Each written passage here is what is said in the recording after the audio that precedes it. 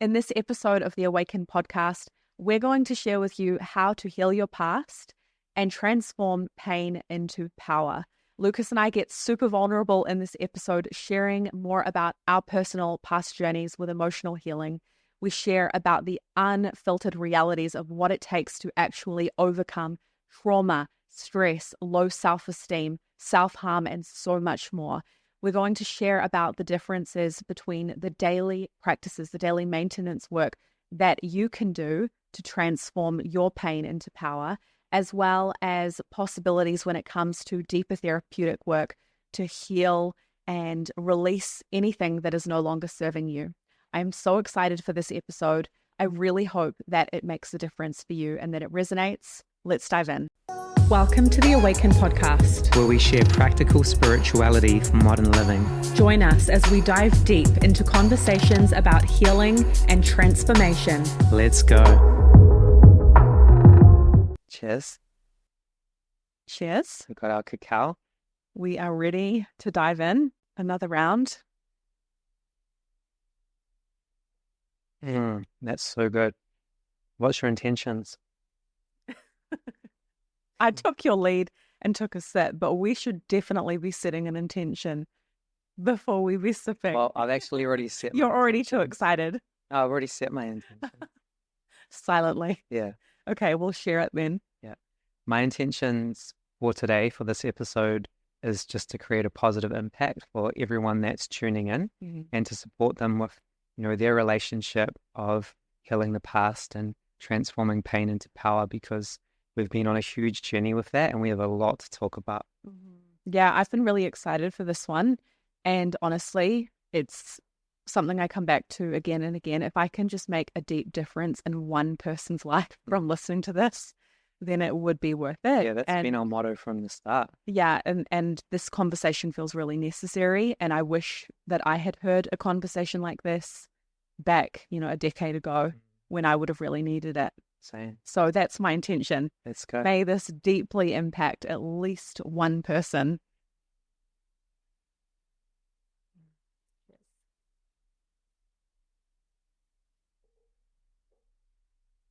So let's start at the beginning. I feel really called to talk about our relationship with the journey that we've been on to heal the past. And for me, it started off with not really knowing why I was feeling the way I was. I wasn't able to connect the dots to how I was feeling, but I was feeling a lot of anxiety. I was feeling overwhelmed. I was having panic attacks. I was feeling depressed. I was having really intrusive negative thoughts on a daily basis. And I remember for a long time, I'd look in the mirror and I'd really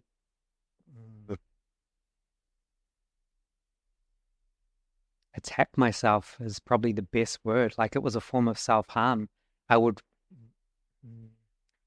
really overanalyze everything that I didn't like about myself, everything that I hated about myself, and I would speak that into my being. Like you would pick yourself apart, focus on all the flaws. Yeah. Fixate on anything that you felt was wrong with yourself and proliferate a sense of self-hatred. Yeah, and I'd do it every single day. And that became the lens in which, I was seeing myself through. And it is a form of black magic that I was practicing on myself, but I was so unaware of it because it had been an unconscious pattern that I just kept repeating every single day. And how far back are we talking? Just to give the listeners a bit of context here, when do you feel like you were experiencing that? I think I started that from around about 7 years old up until like my teenage years, where I became more consciously aware of what I was actually doing and the harm that I was creating and how that was impacting my life. But I still hadn't connected the dots, even as a teenager. I knew the symptoms. I knew how I was feeling. I knew that I was angry, that I was sad, that there was a lot of grief that I hadn't processed. And I knew that I was struggling with, anxiety and panic attacks and depression. But I didn't know all of the dots that were connected, the things that I had been through in the past that I hadn't given myself permission to acknowledge and be with. I knew that I had been through these experiences. I had just suppressed them so deep down that I wasn't consciously aware of the dots and how that was all connected and impacting my life. Right. So when you say that, do you mean that you were not aware of how past events, including, let's say, past programming, the way you were raised, certain belief systems, things that were demonstrated to you, and then also specific traumatic events or stages of life that impacted you in a type of way, you didn't know that that was feeding into how you were treating yourself, perceiving yourself, and how you were being in the world? Yeah, 100%, because there's what happens to us and then there's the meaning we make, right? And we're meaning-making machines. So when I was 7 years old, many people know my story. My dad took his life. He shot himself. And that was really intense for me as a child because I was really close to my dad and I could also empathically feel his pain. And I felt really overwhelmed with everything that he was navigating. And I kind of merged with him. I blended with him so I could feel everything that he was feeling. And then when he took his life, I didn't know how to deal with that or how to process it. So I started suppressing all of my emotions and everything that I was feeling up until the time where I just noticed, like, hold on a minute, I'm really struggling. And I have all these different symptoms of, these things that I'm experiencing. And the way that I'm talking to myself is so fucking negative, and I'm doing it every single day. And I'm in just this really low state and I feel lost and I don't know how to get out of this space. Right. And then I started to really zone into how I was speaking myself. And this is where it started for me, becoming the observer of my own thoughts. I remember this moment, I'll never ever forget it, where it was this one day where things really clicked for me. I went into a non-ordinary state of consciousness just randomly. And I had this realization that I am not my thoughts and I am not my body. I am so much more than that. I am a spiritual being having a human experience. I am spirit in this physical form, witnessing my thoughts. There was a separation. And when that separation occurred, I could see my thoughts. I could be the witness to those negative, intrusive thoughts that had been there for a long, long time, that unconscious program playing out, and becoming the witness to them. I could then start to really look at them and disconnect from them, not believe in them, not give my energy, attention, and power to them. And that began my journey of really, starting to work on myself. Okay, so there's so much here that you've shared that I want to break down a bit because I can both relate to it and I can also see there is an intelligence to this process that I've now witnessed playing out with so many of our clients. And it's the wonder of how life unfolds, that we can go through what I would describe as an awakening experience, catalyzed by pain, by suffering, by things that we've gone through that we judge as bad or wrong. And we can relate to it from the position of being a victim. And we can loop in feeling stuck and existing in a state of self-destruction. And then one day, things start to change. There is an interference in the patterning of how you're thinking and being. And for some, that might be a shift in neurochemistry. For some, that might be an activation of energy within the system that we're not even consciously trying to have happen. We're not conjuring up that shift. It just happens. I mean, when you describe that, I would expect that you would say that it wasn't on this level of extreme, but it does remind me of when I read Eckhart Tolle's books, The Power of Now and A New Earth, and he describes that one day a shift took place and he had that shift in perception, which A Course in Miracles, would describe as a miracle is a shift in perception from fear to love. And I also see it as being like a moment where a light switches on, and maybe it's just a tiny bit, but something happens and you see things differently. That's what happened for me. There was enough of a shift where I was able to see things differently. I want to hear about your experience with the negative, intrusive thoughts, because I also know that you've been on your own journey of overcoming and rewiring and rewriting those old stories. So. Yeah, I'm definitely going to share. The one last thing I want to add, because it's fresh and it's flowing right now, is that I know a lot of people will be like, but how do you get to that shift? And we're going to unpack this more as we go through the conversation, because there's so much to share on it. But I also want to add that sometimes that shift can be triggered or catalyzed by a conversation with a person. It can be hitting a breaking point. I think a really common place that people get to is that rock bottom, where they're sick and tired of being sick and tired. They're fed up with feeling like shit. And that breaking point leads to seeking out a different way of being, finally going for the solution when it all feels too hard. It's difficult to generate change, right? But then suddenly there can be a breaking point that takes place where you're like, do you know what? Changing at this point feels easier than staying the same. So I'm going to do something different. Well, now. for me, it's either evolve or die. Right. Literally. Exactly. You hit a threshold within yourself, which made you shift gears into, okay, I think it might be time to love myself. Yeah, because those generational patterns that I was dealing with where my father took his life, I was also programmed to self-destruct and take my life. And that's what I was up against. And that's what I had to face off with and overcome. And it sounds like you were starting to sense into that, like, whoa, this is getting a little confronting. I am, as you've described, I am now where my father was. Yeah, like I'm there. I am on the path of taking myself out, and that could happen at any day, in any moment. And that suffering that I was feeling, it's like my soul came in and created that pattern interference and was like, created enough of a separation between my thoughts.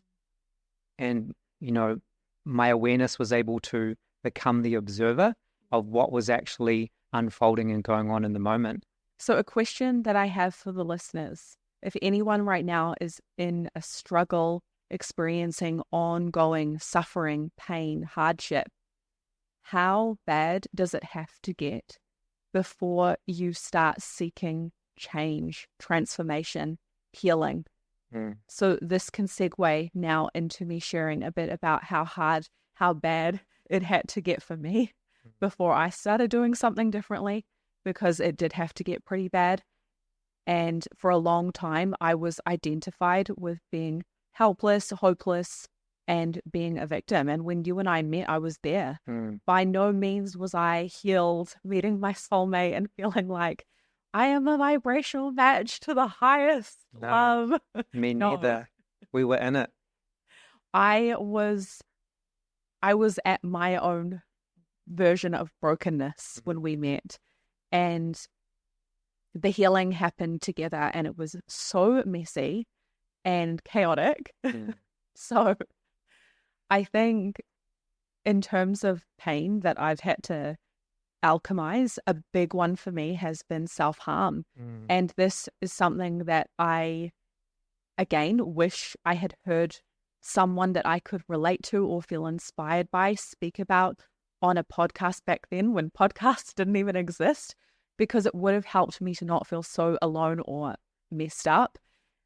And I had so much shame because I, as an empath, as a highly sensitive person who was playing out a lot of codependent dynamics in my family, being the fixer, the helper, like the mother to my own mother at times, I felt deeply burdened. And I felt like I had too much energy and too much emotion and too much responsibility to handle for a really long time. And so that led to anxiety and depression.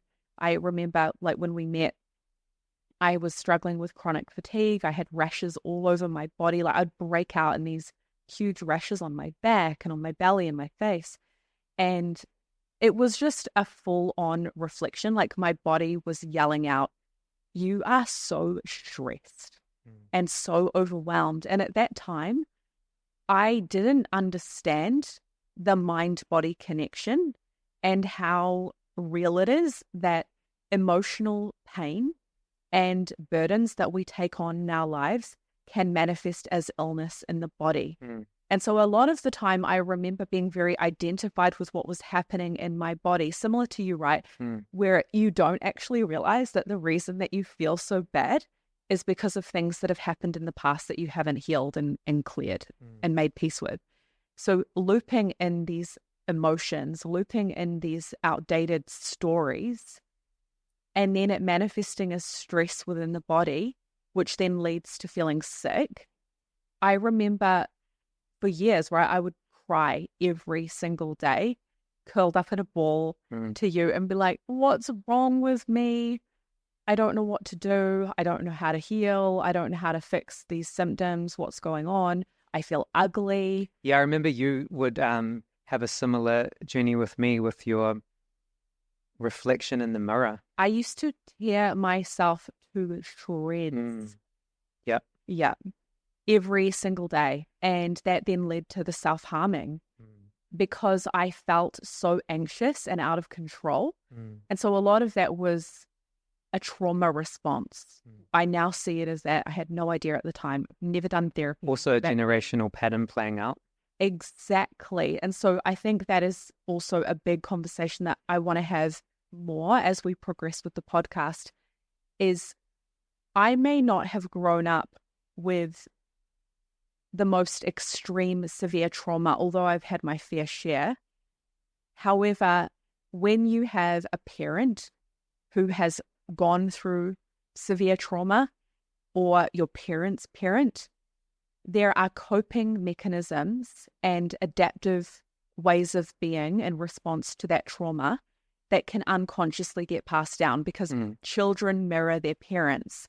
And so without even realizing it, you know, I only know this in hindsight with all the work we've done, I had actually begun to mirror and take on a way of being in the world that was a chronic stress response or a trauma response because my mum hadn't had support with healing her trauma and the abuse that she went through. So I was like, oh, this is how we be. Like, that's how she acts.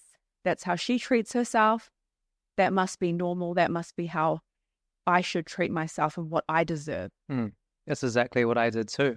And as we know, the things that we've been through in the past that we haven't had an opportunity to sit with, acknowledge, to process and express and let go of, you know, that pain and everything that we're feeling that starts to run our life, and it starts to really dictate how we feel and how we show up on a daily basis. And a lot of it's happening unconsciously, right? We overlay the past onto the present, and we overlay the things that we've been through that we haven't healed onto the present moment.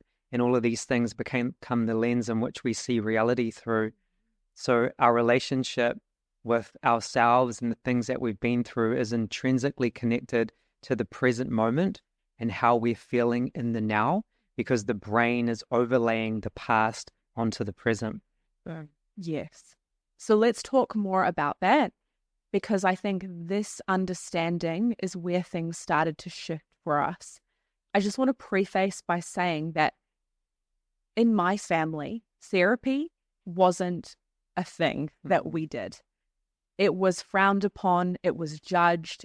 It was like the old cliche, why would you want to go and sit on a chair and pay a ridiculous amount of money to have someone say, and how do you feel about that?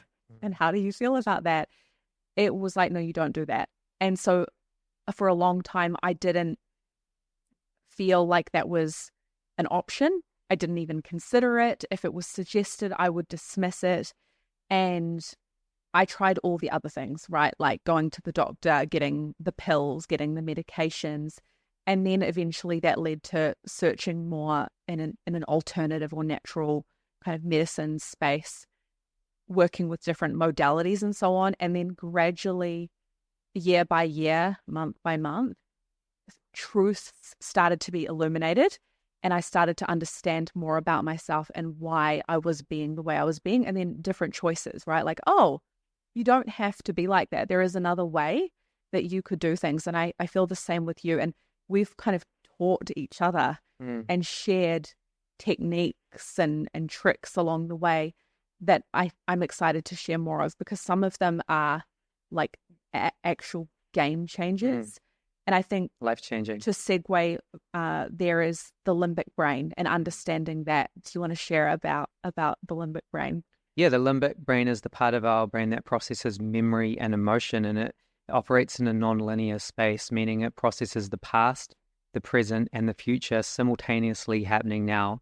So it's like I was saying before, the things that we've been through in the past, the experiences that we've had that were highly stressful and traumatic, if we haven't had a chance to sit with those experiences and process and express the sensations, feelings, and emotions that we felt during the time, then that all of that emotion can get trapped in the body. It can get frozen in our body. And then we're walking around with these incomplete stress responses, these incomplete memory, sensation, and emotions from the past that's being stored in our body.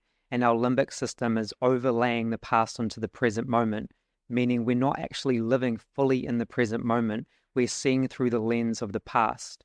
And that's where the somatic piece comes in of the work we do with Awaken Breathwork, is creating these safe spaces where we can give people an opportunity to work on being with the things that they've been suppressing. Right, we start to stimulate the limbic brain so it comes up. Yeah, we start giving them an opportunity to express those things, to feel those things, to process it, to release it, to let it go. And through that journey, they're accessing more of the limbic brain and processing memory and emotion from the past. And they're liberating that energy.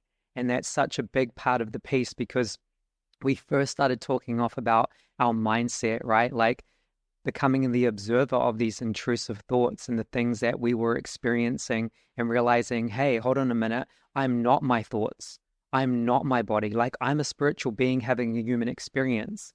The second part for us was the somatic piece, processing through our body, realizing it's the body that holds on to emotion and trauma. And we started to acknowledge things from that somatic level. And that's where everything started to change for us.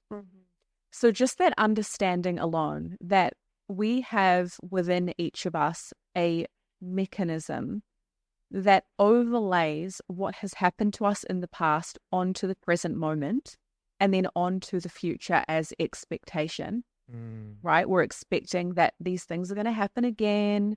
People are going to do those things to us, or that's how life is, or that's how people are, or that's just me, that's how I am. We overlay again and again until we break that cycle or shift the patterning. Can do that in many ways. One is through a somatic release, right? Releasing that old energy, connecting to new feelings, new sensations, new levels of safety within the body can shift what you experience in the present moment, and whether that overlay is there or not. That's how you turn your pain into power. It's going through. It's not running, numbing, escaping. It's actually acknowledging your pain, sitting with it, and then alchemizing it, transforming it through feeling, expressing, processing, and releasing it. A lot of the time, the pain we carry is not even our own pain. It's the pain of past generations, the things that have been handed down, the things that haven't actually been worked through and resolved, and we have been handed that pain. Then it's our responsibility to work on it and to make sure that we're breaking these patterns and we're moving beyond them. And that's intergenerational healing that takes place for each and every single one of us that are on this journey who choose to break those cycles. Yeah.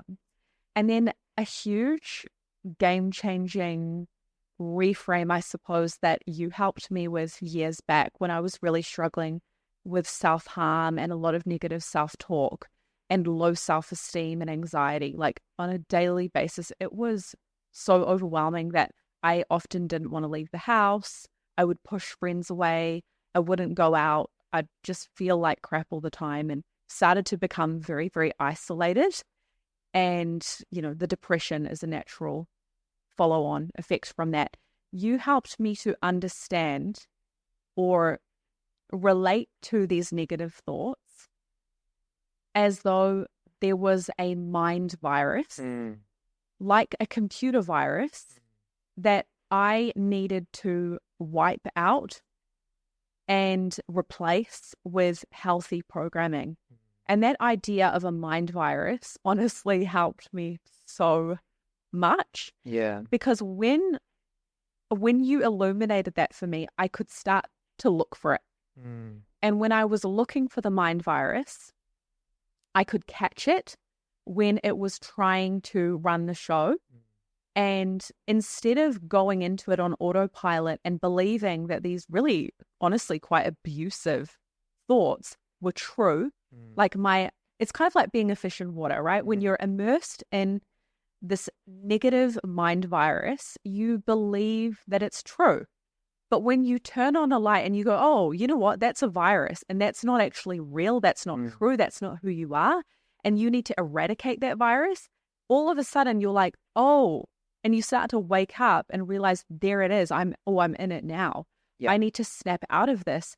And so I would catch myself. And at first, it might be that I was deep in identification with these awful thought patterns, or I'd be picking myself apart. I'd go into really, really low states, and maybe it would be an hour, maybe it would be a few hours in it, and then boom, that awareness would come online, and I'd be like, this is the mind virus. I cannot let this run my life anymore. And I would pull myself out of it. And then it's almost like a kind of rebalancing or balmed my own soul. I would be like, okay, now we've got to fill you up with self-love. We've got to do something different to balance out what just happened. Yeah, it's the rewriting. And it doesn't matter what you've been through in your past. It's never too late to rewrite your story. Yeah. And that's what we're talking about. We're talking about speaking life into yourself and rewriting your story, knowing that you are the creator, the director, and the main actor in your own life. And whatever you want to create is not only possible, it's your birthright.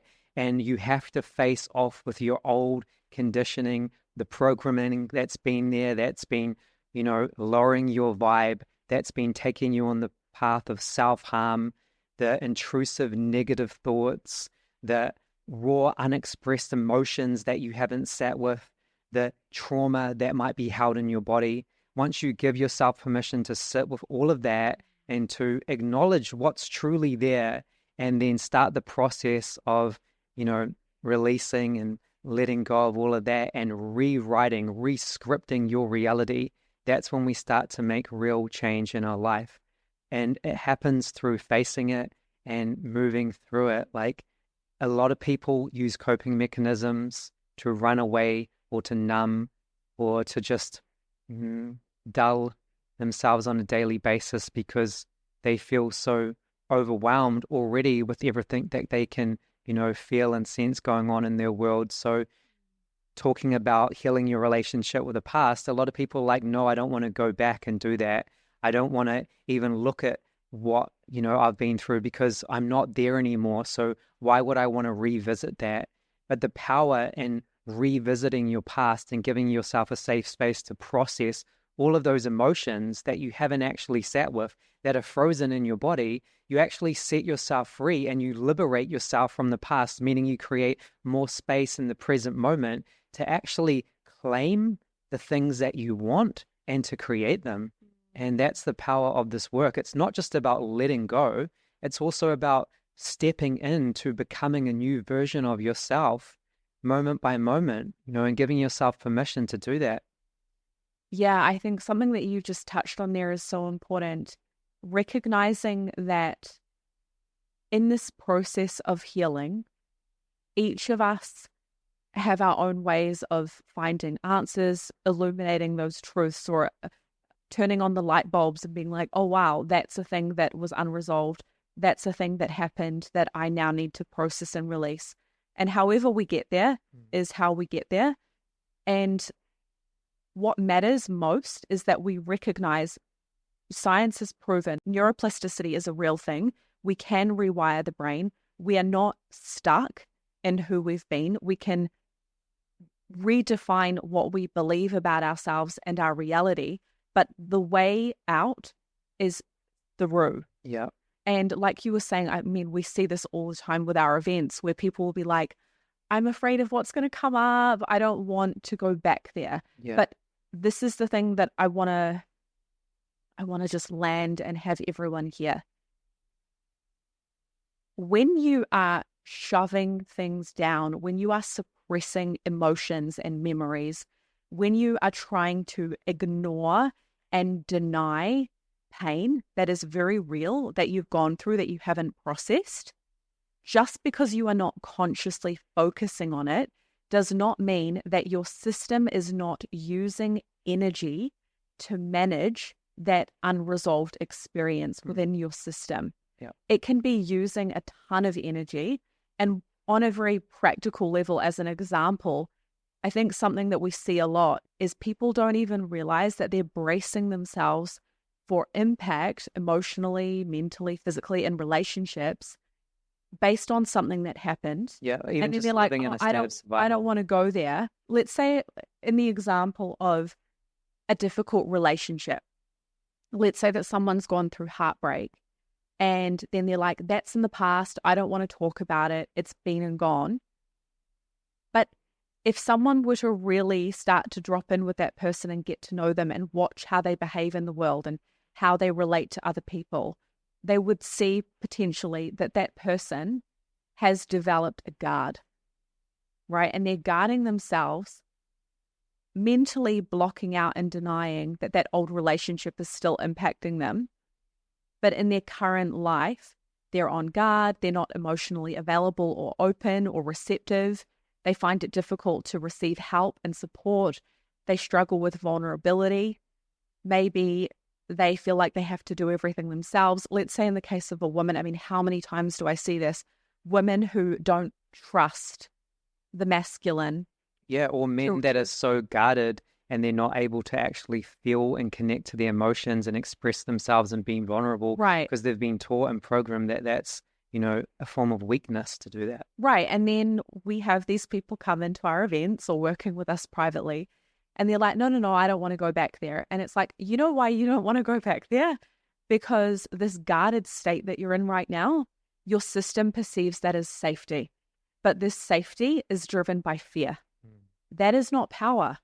And that's something that I think is a really important thing for anyone listening to contemplate is, are there areas in your life where you felt powerful or in control, but it's actually being fueled by fear, not love?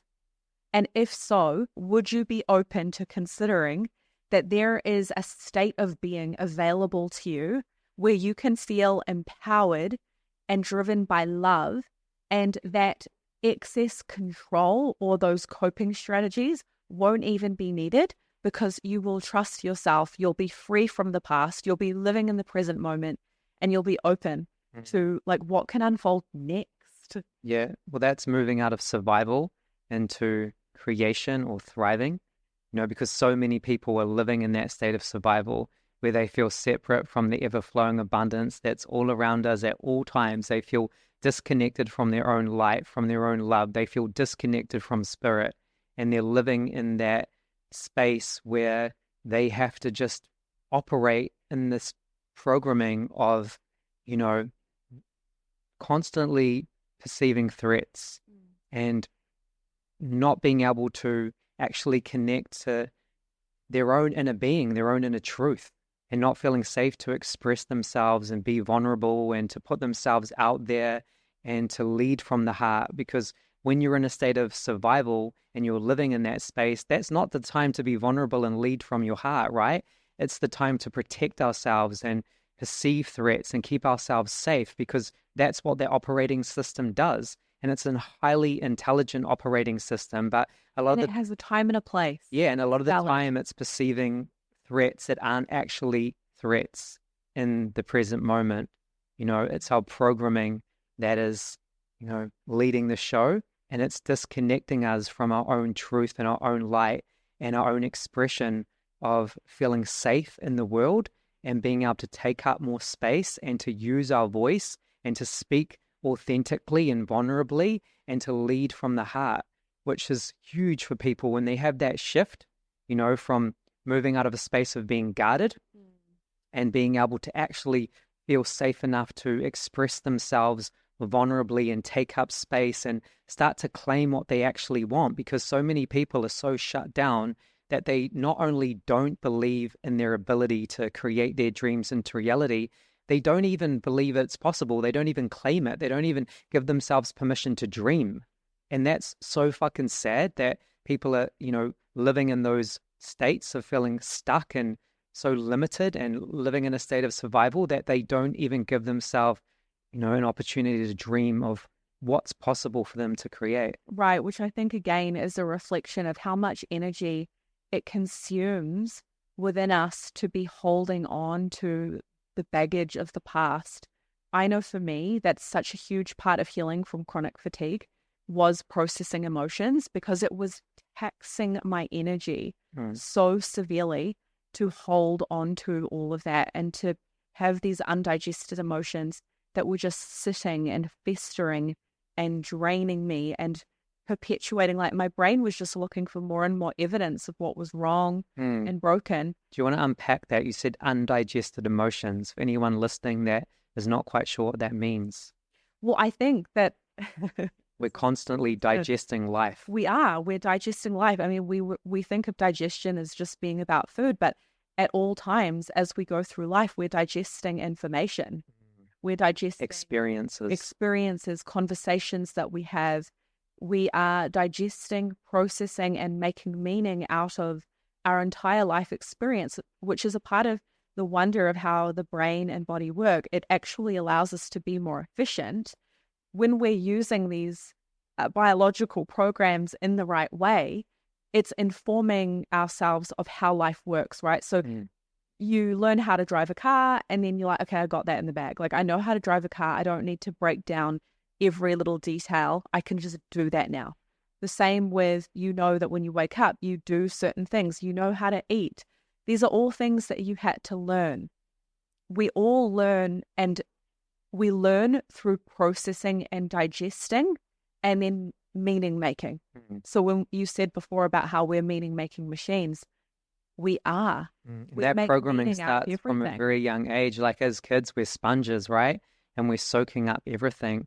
Yeah. So that meaning making can start, at such a young age. I remember for me, it was, there's what happens to us, and then there's the meaning we make. So my dad took his life. That was what happened. The meaning I made with that is, I'm not worthy of love. There's something wrong with me. I'm not good enough. I internalized it, and I turned it on myself, because if I was worthy, if I was good enough, then Dad wouldn't have left. He would have stayed there for me and Mum, but he chose to leave, which can only mean that I wasn't worthy of love. That's how I internalized it. Then that internal programming, ran the show. I just started to see all the ways that I wasn't good enough and all the ways that I wasn't worthy of love. And this is a beautiful conversation, because there's also another part of the brain called the reticular activating system, which is, I guess it's a processing system. It's a part of the brain that processes our conscious and unconscious thoughts. So it will start to find information in our reality of what we are looking for. It will find more of that information to prove that, we're right. Right. It's like a search engine. It's a part of, following what we were saying around undigested emotions and experiences in life, it's important for us to acknowledge that if we were to be exposed to the amount of bits of information that exist in the environment and within ourselves, it would be utterly overwhelming. So the purpose of the RAS, or reticular activating system, is to minimize to a digestible level what we choose to focus on. Like a filtering system. Exactly. And coming back to what we were just chatting on there with undigested experiences, in a method or a philosophy practice, I guess you could call it, called German New Medicine, they talk about these undigested morsels. And these can be experiences, interactions, conversations that we may have. And these undigested morsels, like they're chunks of experience. And what do we do with something when our system is like, this is too much, this is happening too fast, this is all happening to me too soon, I don't know what to do with this, I need to place this somewhere. And so this tension, this stress, this energy, this information, we have to find a way. Yeah, it gets stored in the body. Exactly, to manage it. And sometimes that managing doesn't happen through a full, complete process. It happens through finding a way to hold that energy in a state of suspension. And that's where, you know, the limbic brain can hold on to memories. And we're like, I haven't let that go because I don't really know what to do with that. I don't know why that happened. I don't know how that fits into my life timeline. And so I'm just going to hold that one for later. And the same goes with certain sensations that we may have, or pockets of energy, like literally bursts of neurochemicals within the system where we're like, I don't know what to do with this. So I have to hold it for later. And what we see with breath work is that people have so much energy that is stuck and frozen within what we call the body-mind system. It's connected. The body and the mind are in continual relationship. They are one. And we, in our work, get to help people to stimulate that limbic brain, like we're saying, so that these frozen energies, emotions, undigested morsels can be finally brought up to the surface, looked at, 360-degree angle, multidimensionally. And then we're like, oh, I'm having a shift in perception right now, and I can finally see what I need to do with this. And often it's that we just let it go. Yeah, we liberate ourselves and we give other people permission to do the same. And it's not only that we're liberating that frozen energy from the body, we're also starting to, release and rewire those old neural pathways, those old beliefs, those old limiting, stories that we took on board, like I'm not good enough, I'm not worthy, that I spoke about, the meaning that I made out of my situation of losing my dad, because for so long that narrative just controlled the way I not only viewed myself, but also the way I viewed reality. It really ran the show.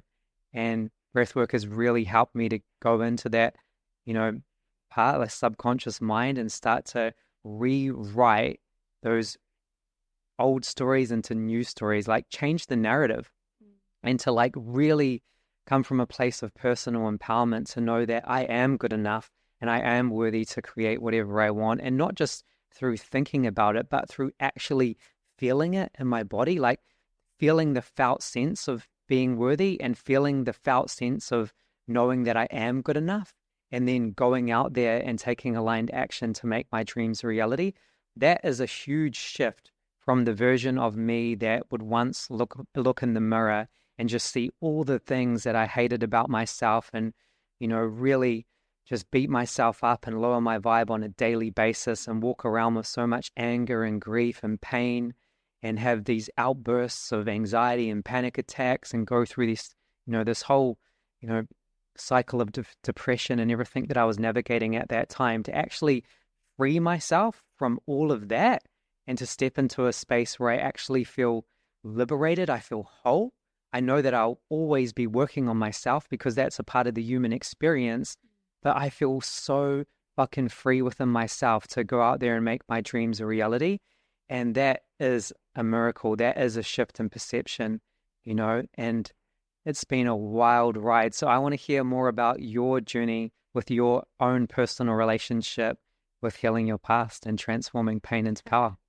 Yeah, I think in addition to what I was speaking into earlier around identifying the mind virus and starting to catch it, what I wanted to bring up is the difference between the daily maintenance and the therapeutic work, which is something we talk about a lot at our events and with our clients, because both of these things, daily maintenance work and deep therapeutic work, have been a part of my journey. And I'm going to unpack what this means for everyone listening.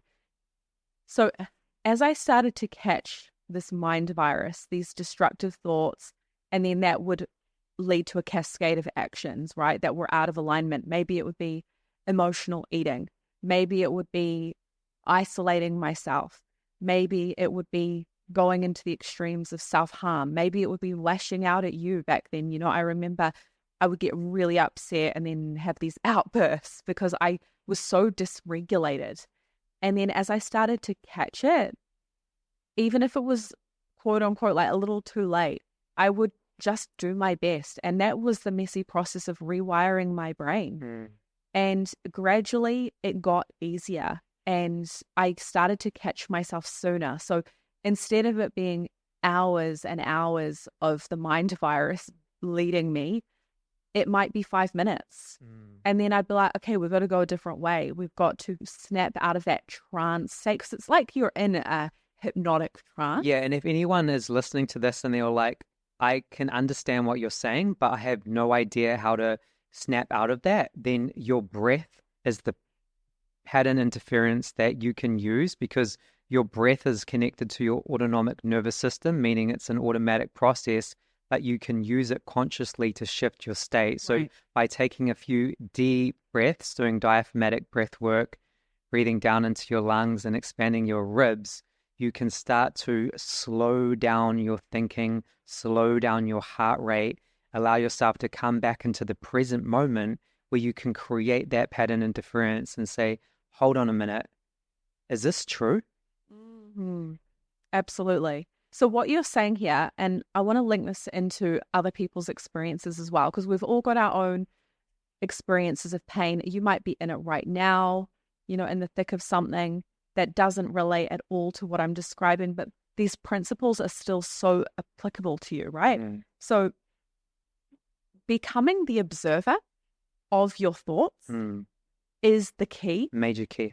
To then be able to make a new choice. And for me, like I've said, it was going, oh, there's that mind virus, snap out of it, choose a new thought, choose a new behavior. Yeah, and these thoughts that we're speaking about, they're the ones that are on repeat. Yeah. They're the ones that continue to happen on a daily basis that are actually draining your energy and lowering your vibration.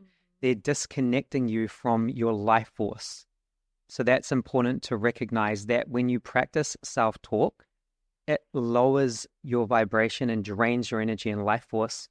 When you speak life into you, then you start to gain energy and power. It's a huge difference that can be felt within your body. And then the other part of this too, along with catching the thoughts, identifying the destructive behaviors, making new choices, as you touched on, we need to replace an old habit with a new one, ideally. Like any habit expert will tell you that the best way to change a habit is replace it with a new one. So what Lucas is describing around going to your breath, this is an amazing way to replace a habit that no longer serves you with mindful breathing. Like if you're changing a habit of going into the pain and kind of festering there or just getting caught up in the source of it, and then you're like, okay, I'm not going to do that. Your system is going to be like, but this is what I know. What do I do now? And so that is where you fill that void or that gap with something like mindful breathing. And we've got so many different techniques that we share. So we can go more into that. We've got the app, there's a lot of resources available. But beyond that, what I want to continue to unpack here is that's the daily maintenance work. So that's the little micro everyday moments that you actually have to take responsibility for in order to transform your state of being and rewire your brain. But then there is also the deeper therapeutic work, which is like going into the operating system, going into the subconscious mind, going into the body memory and purging out what is no longer serving you. And that's where, for me, it began with, I started seeing spiritual healers and energy workers. And then I found things like breath work. I was doing body work. I started doing EFT tapping and working with a variety of different modalities, including actually another one was hypnosis. All of these different deeper therapeutic methods helped me to go in to pull out the roots. So think about the daily maintenance as like plucking out the weeds, right? We need to do that. That's a part of life. Yeah, the daily maintenance is where we let go of daily stress and tension, and we regulate our nervous system. Yeah. And we manage our own energy. Sweep out the cobwebs, baby. Clean out the dust. Like, and then the that's deeper part of it. therapeutic work is where we start to acknowledge what we've been through in the past, start to really feel and express and let go of that deeper pain, and work on our own programming and our conditioning to the things that we've been through, the stories that we've made, the meaning we've made out of everything. And we start to rewrite a new story for ourselves. We start to liberate ourselves from the past, because that energy that we've been through, these things that we've been through in the past, that energy is still being stored within the past, within our body. And once we liberate it from our body, we liberate it from the past. We set ourselves free from the past. And that creates more space in our body to actually claim what we want and feel how we want to feel. So that's the deeper work. And the deeper work works on the mind body level, on the emotional body, on the energetic body, and, connection with our soul. It's on the deepest levels. Yeah. And I want to normalize as well. Therapy is a valid way of doing that. I think that therapy is something that so many people can really benefit from. And if you're like me and you've dismissed it or thought that it was a waste of effort, time, money, whatever, I would just invite you to consider that therapy is transformational. And so many of our clients who do breath work also do therapy and absolutely rave about it. So stay open. There's all sorts of alternative therapies that are great, but conventional therapy has its place too.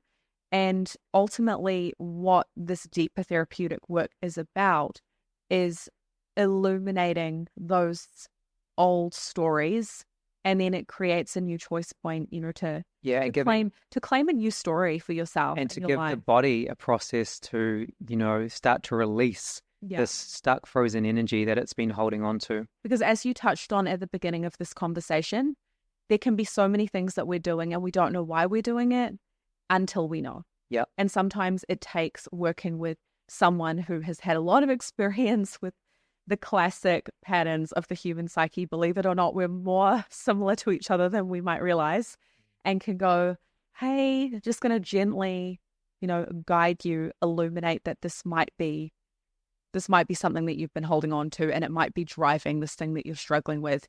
And you might have thought that it was completely disconnected, but it might not be.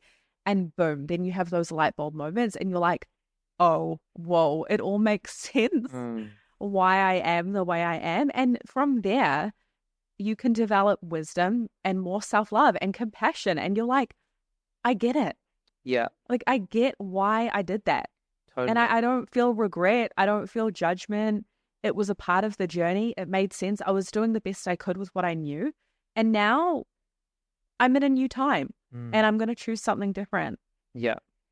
And everything that we've spoken about is why we created Awaken Breathwork, because Awaken Breathwork in itself is a direct experience of transformation and healing.